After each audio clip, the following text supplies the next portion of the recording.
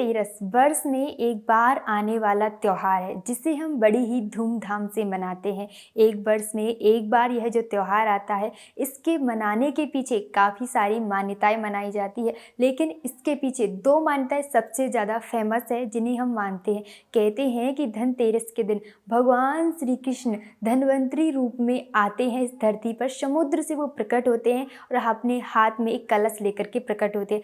दूसरी मान्यता यह मानी जाती है कि माता लक्ष्मी भी इसी दिन समुद्र से प्रकट होती है और अपने हाथ में एक अमृत कलश लेकर के प्रकट होती है। इसीलिए आज के दिन, धनतेरस के दिन, बर्तन खरीदना बड़ा ही शुभ माना जाता है। लेकिन इसके साथ साथ काफ़ी सारी ऐसी चीज़ें हैं जिन्हें खरीदना बहुत ही शुभ माना जाता है और काफ़ी सारी ऐसी भी चीज़ें हैं जिन्हें खरीदना बहुत ही अशुभ माना जाता है। तो आज इस वीडियो में मैं आपको बताऊंगी कि क्या क्या आपको धनतेरस के दिन खरीदना है और क्या नहीं खरीदना है। तो सबसे पहले तो मैं आपको बताऊंगी कि क्या आपको धनतेरस के दिन खरीदना है। सबसे पहली बात तो हमें यह ध्यान रखनी है कि धनतेरस के दिन जिन चीज़ों को हमें खरीदना है उन्हें हमें दिवाली के दिन या फिर धनतेरस के दिन पूजन करना है। जैसा आपके परिवार में चलता आ रहा है आप करिए। हमारे परिवार में दिवाली के दिन पूजन किया जाता है, इसलिए हम दिवाली के दिन करेंगे। आपके परिवार में जैसे किया जाता है आप करिए, हम दिवाली के दिन करेंगे। तो हम जो चीज़ें धनतेरस के दिन खरीदेंगे उन्हें मैं आज आपको बताऊंगी। देखो, हम धनतेरस के दिन हमें नमक अवश्य खरीदना चाहिए। देखो, कहते हैं कि नमक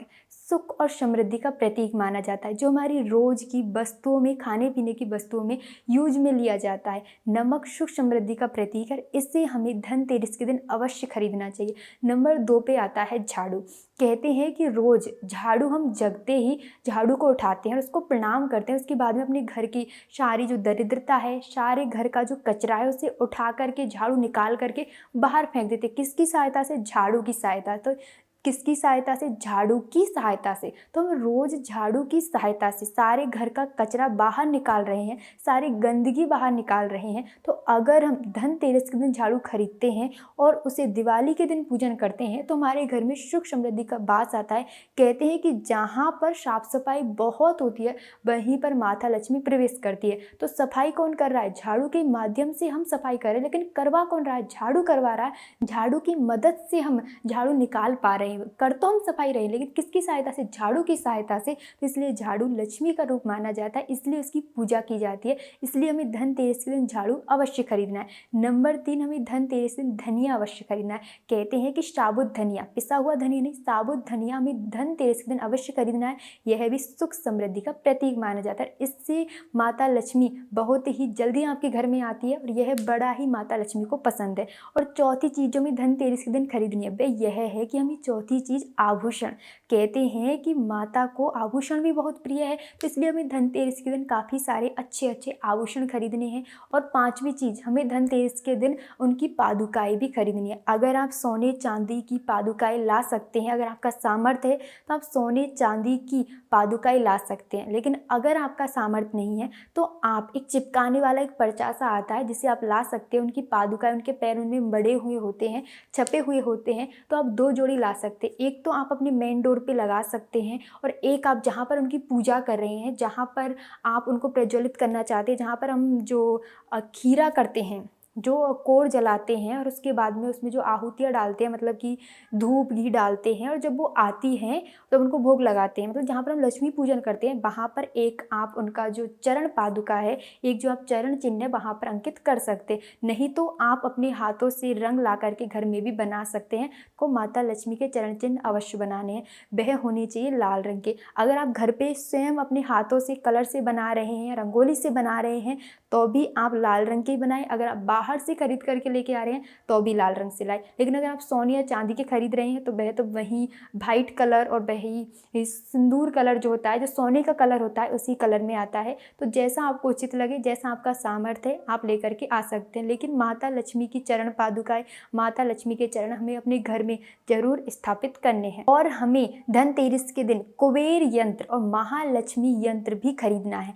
अगर आप कुबेर यंत्र और महालक्ष्मी यंत्र नहीं खरीद करके एक संपूर्ण महालक्ष्मी यंत्र खरीद ले तो बहुत अच्छा है। उसमें आपको सभी जो 9 ग्रह होते हैं, काफ़ी सारी ऐसी चीज़ें होती हैं जिनके नाम हमें पता नहीं है, जिनकी पूजा करना हमें बहुत ही ज़रूरी माना जाता है, बहुत ही शुभ माना जाता है, वह भी आप धनतेरस के दिन ही खरीद ले और इनका बड़ा ही लाभ मिलता है। हमें जल्दी लक्ष्मी माता की प्राप्ति होती है और बिना विष्णु भगवान की उनकी प्राप्ति नहीं हो सकती है, इसलिए उसमें विष्णु भगवान का भी फोटो होना चाहिए। हमें महालक्ष्मी जो संपूर्ण जो यंत्र है वह अवश्य खरीदना है, एक फोटो टाइप में आता है और उसका हमें पूजा करनी है। और धनतेरस के दिन हमें दीपक अवश्य खरीदने हैं, क्योंकि इस दिन हमारे राम अयोध्या में आते हैं, सबके घर घर आते हैं, वही तो है विष्णु के अवतार, वही तो है माता सीता लक्ष्मी के अवतार। वो हमारे घर आएंगे तो क्या हम दीप भी नहीं जलाएंगे? कहते हैं कि जितने हम अपने घर में दीपक जलाते हैं उतने ही हमारे घर के सदस्यों की आयु बढ़ती है। तो इसलिए जितना हो सके, जितना आपका सामर्थ्य है, आप अपने घर में दीपक जलाए, सबके घर घर जाकर के दीपक जलाए। दीपोत्सव, दीपावली का नाम ही यही है, अर्थ यही है कि दीपोत्सव। आज अमावस्या का दिन होता है, लेकिन हमारे घर के दीपकों की जो रोशनी है वह उस अमावस्या के उस काले चांद को, उस काली घटा को दीपों की ज्वाला से खत्म कर देती है। तो राम जी अगर हमारे घर आए हैं तो हमें दीप अवश्य जलाने हैं। दिवाली बड़ी ही धूमधाम से मनानी है, ज़्यादा से ज़्यादा दीप जलाने हैं, तो हमें धनतेरस के दिन ही वही दीप खरीदने चाहिए।